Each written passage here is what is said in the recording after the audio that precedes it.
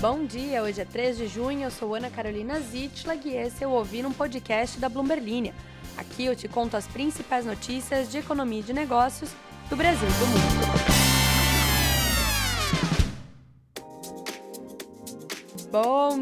Bom dia, queridas e queridos ouvintes. Semana começando, semana sem feriados. Gostaria de te informar que a próxima semana com feriados será apenas em novembro. Eu não averiguei essa informação, eu vi no Instagram, tal qual uma ótima jornalista que sou, tô só repassando ela.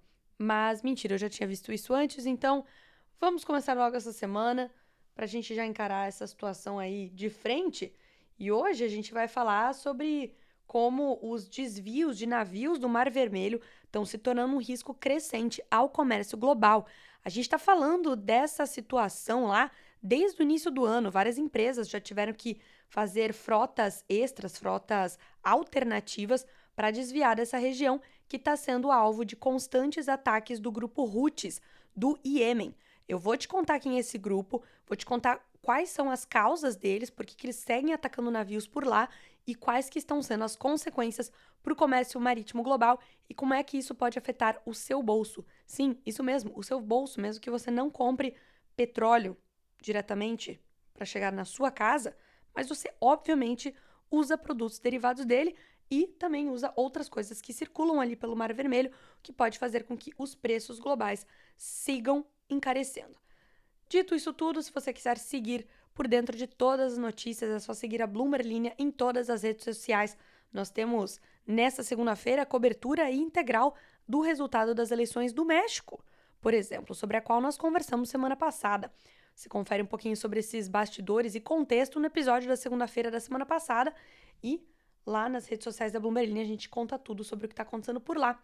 Você também pode se inscrever no canal do Zap Zap e... que mais? E é isso mesmo. E mandar um abraço para sua família. E fazer um chá para começar a semana bem pacífico. Ou um café com 10 litros de cafeína. Vamos à notícia. Apenas uma. Vamos à notícia. Quase 6 meses após o início da campanha implacável dos Houthis para protestar contra a guerra de Israel em Gaza, as consequências econômicas estão aumentando. À medida que os navios navegam em torno do Cabo da Boa Esperança, no sul da África, seus horários imprevisíveis congestionam os principais portos asiáticos e criam um cenário de escassez de contêineres vazios em alguns lugares e amontoados em outros. Os prazos de entrega para os Estados Unidos e para a Europa estão ficando cada vez mais longos e as taxas de frete estão em alta.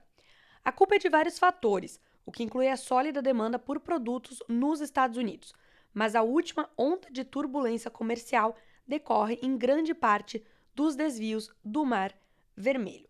E antes da gente continuar a falar aí sobre como que está a situação do comércio marítimo global, vamos dar vários passos atrás para você entender o que está acontecendo por ali.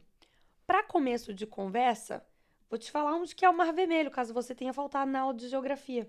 O Mar Vermelho é aquele que divide o continente africano da Península Arábica.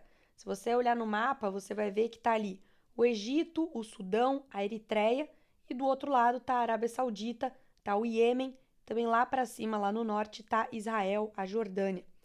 Esse mar é responsável por grande parte da rota dos navios petrolíferos que vão até a Europa, porque eles saem carregados ali da região, como da Arábia Saudita, do próprio Iêmen ou lá do Catar, dos Emirados Árabes Unidos, passam pelo Mar Vermelho, entram pelo canal de Suez, que pertence ao Egito, e entram no Mar Mediterrâneo, e assim abastecem toda a Europa. Assim como também podem seguir ali depois pelo Estreito de Gibraltar, lá na Espanha, entre a Espanha e o Marrocos, e seguir para o Oceano Atlântico. Eles não precisam fazer essa rota de sair e ir até o sul, passar pelo Cabo da Boa Esperança, que fica na África do Sul, para então entrar no Oceano Atlântico. Isso também vale para os navios que estão vindo lá da China, que estão vindo de outros países asiáticos. Eles também usam o Mar Vermelho para atravessar pelo Canal de Suez, para abastecer ali os países europeus mais rapidamente.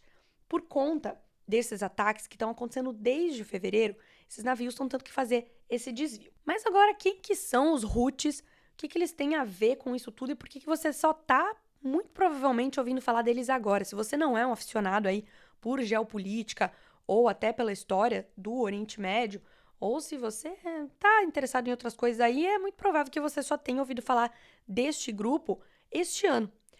Os Houthis, eles são uma milícia ou um movimento político que controla a maior parte do território do Iêmen, inclusive a capital, e cerca de 70% da população do país. O Iêmen, que é um país do Oriente Médio, foi e continua a ser palco de uma disputa entre sunitas e xiitas. Os sunitas, que estão mais ao sul do país, receberam e continuam a receber suporte dos Emirados Árabes Unidos e da Arábia Saudita.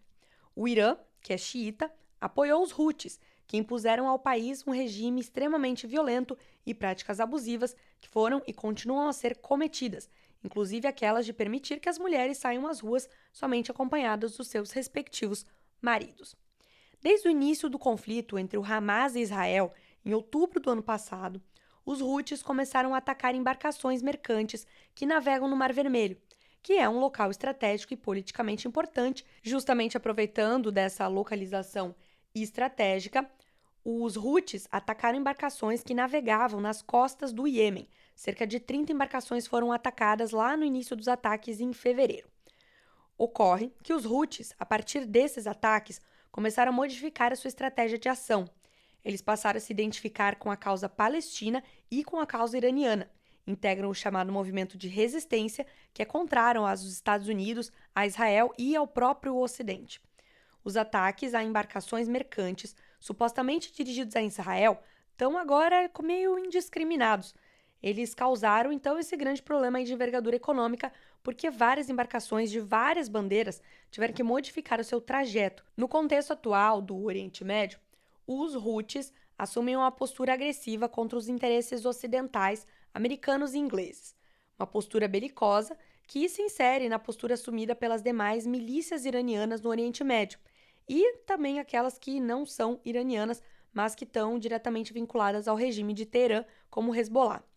A ideia dos Houthis é adquirir maior popularidade interna e maior também popularidade externa. Desde o início desses ataques, os Estados Unidos e o Reino Unido já desferiram vários ataques aos Houthis e ao território iemita. Só que o grande risco é uma escalada do conflito que poderia atingir o próprio Irã, que também, por sua vez, já escalou o conflito lá se colocando na pauta entre Israel e o Hamas. Ao atingir as milícias vinculadas ao regime iraniano e todos aqueles que apoiam o regime, é indiscutível que pode haver uma escalada sem precedentes neste conflito. E quais as consequências disso para a economia global? Segundo a Sea Intelligence, uma empresa de consultoria de dados marítimos com sede em Copenhagen, na Dinamarca, recentemente o desvio de rota aumentou o tempo médio mínimo de trânsito em quase 40% da Ásia para o Mediterrâneo e em 15% para o norte da Europa. O efeito colateral dos navios que voltam para a Ásia, agora com seus horários atrasados, contribui para os gargalos em portos como o chinês de Xangai, Ningbo, e o de Singapura. O porto de Jebel Ali, nos Emirados Árabes Unidos, também está enfrentando problemas de congestionamento devido à sua proximidade com o Mar Vermelho e por ser um importante centro de transbordo para o frete que passa por Dubai, tanto por via marítima quanto aérea. Singapura, que abriga o segundo maior porto de contêineres do mundo, emitiu um comunicado na semana passada para explicar como houve um aumento significativo nas chegadas desde o início de 2024, levando a um aumento de 8,8% nos volumes de contêineres de janeiro a abril em relação ao ano anterior. As esperas para alguns navios são de 2 a 3 dias, segundo a autoridade portuária. Segundo Tan Hua Jo, que é analista de mercado de contêineres da Linerlitica, em um e-mail enviado para Bloomberg News na semana passada, a expectativa é que a situação piore devido ao aumento das chegadas de navios fora da programação e à utilização muito alta dos pátios. Como os navios passam muito tempo ancorados e enfrentam viagens mais longas, os gerentes da cadeia de suprimentos que pagam por esses serviços estão se sentindo compelidos a fazer pedidos com mais antecedência, preocupando alguns a comprar mais do que podem precisar.